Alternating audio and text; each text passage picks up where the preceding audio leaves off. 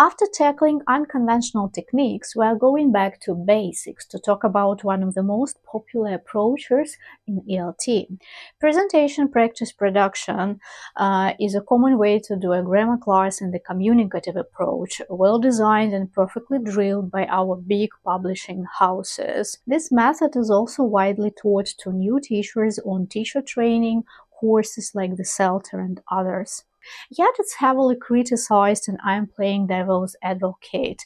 But frankly, I wholeheartedly support this amazing lesson outline, especially for my classic formats and spoken grammar trainings, because this is where I meet my students' needs in structure, transparency, consistency, and they also give their warm encouragement here.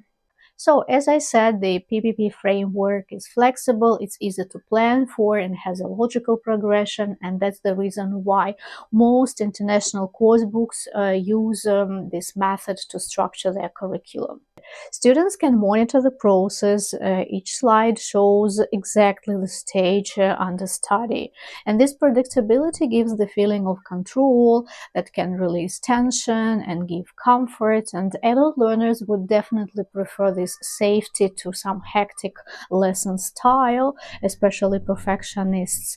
And with thorough preparation and thoughtful attitude to each stage, a class goes smoothly and shows better results than the ones with more air. Students are fully aware of the elicitation moment, followed by the introduction of the target language in a context or in a situation. And by the way, it's not supposed to be a lecture. There are lots of techniques to avoid this high teachers talking time, the greatest phobia for lots of Methodists. Then comes the practice stage with exercises, a control practice and a freer practice with accuracy as the ultimate goal here. And students are granted the right for an error corrected right on the spot. The production stage is where the PPP is most frowned upon.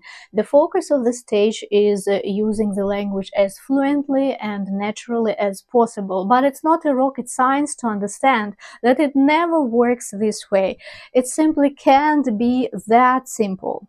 Some educators, lovers of hype for sure, claim that PPP is outdated because it's not student-focused, student-centered, and it's about teachers' control. And handing materials over to learners is against autonomy, spontaneity, and some natural vibe. But if you ask me, I think it all comes out of thin air, because when we are talking about teaching adults, this is exactly what they are looking for, this guidance. Where they've got a point is that learners may not know how to use the target language in different contexts, and they can sound unnatural the moment they are given some creativity space. Students communicate with any language they can, and we can't force them to force certain structures. So we are always running the risk of bumping into something else and not the target language, let alone there is never any guarantee that they are going to use this target language spontaneously later.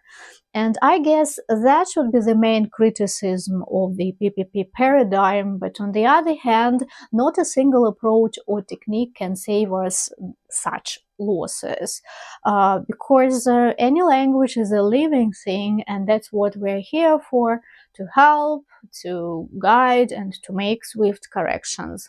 The way the production stage is presented in course books leaves much to be desired.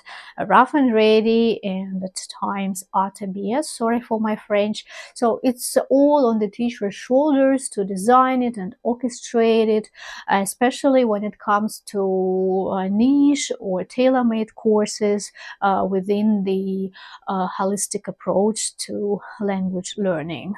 Thus, giving the process of preparation a good methodological thought and enough work, we can reconsider the production stage completely and get our students speak with focus on meaning and function rather than the form. I'm still referring to the commonly discussed drawbacks of the approach.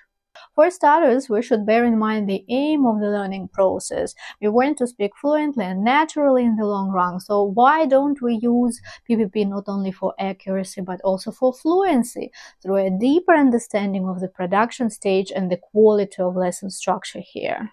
We try to attune education to individual needs or specific communicative purposes of the adult learners, and we bring in necessary changes using PPP as a frame.